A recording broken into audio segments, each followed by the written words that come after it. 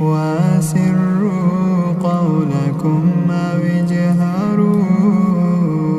به إنه عليم بذات الصدور ألا يعلم ما خلق وهو اللطيف الخبير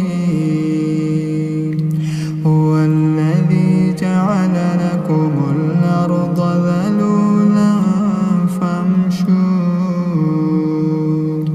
فامشوا في مناكبها